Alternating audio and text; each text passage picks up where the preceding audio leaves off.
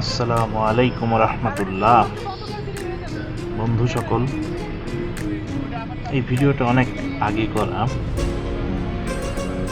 বেশ আগে, তখন 18 সালের দিকে মনে হয়।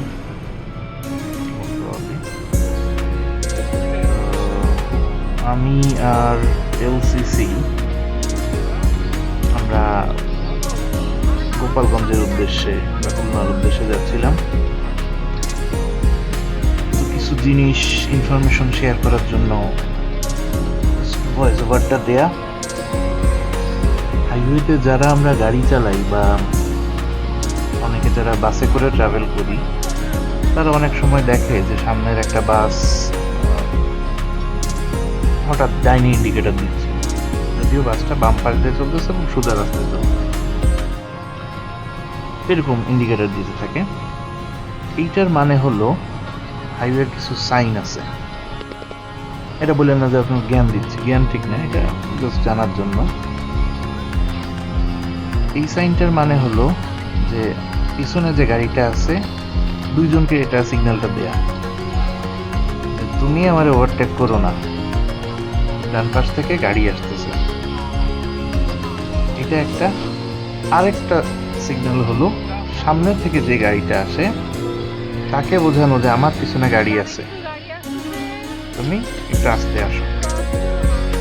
তো এটা দিনে রাতে সবসময়, এটা হাইওয়ে যারা খুব এক্সপার্ট ড্রাইভার তারা এই জিনিসগুলো ফলো করে, তারা নিজেরাও সেফভাবে গাড়ি চালায় আর তার আশেপাশে যারা থাকে, সব ভেহিকেল, ছোট গাড়ি হোক বড় গাড়ি হোক, তাদেরও সিগন্যাল দিয়ে অ্যাক্টিভ রাখে। তো এবার আসেন কিছু প্রমোশনাল টাইপ কথাবার্তা বলি।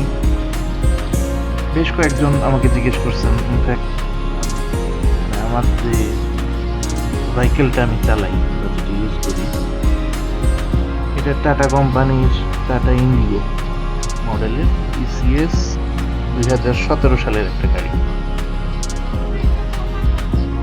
তো ওয়ান কাইন্ড অফ অনেকের সাথে যুদ্ধ করে গাড়িটা নেয়া, কারণ আমার এই গাড়ির পক্ষে আমার মনে হয় আমি ছাড়া আর কেউ ছিল না। কারণ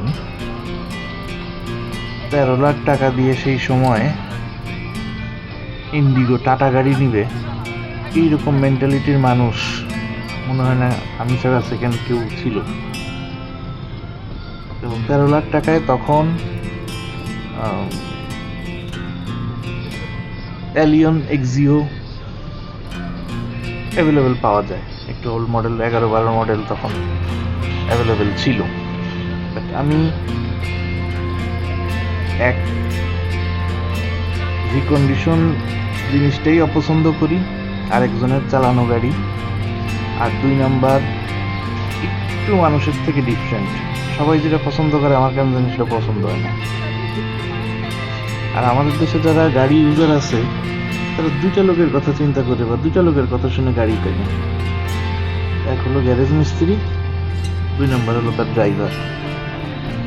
বাংলাদেশে মনে হয় টয়োটা ছাড়া আর কোনো মনে হয় গাড়ি লাভ নাই।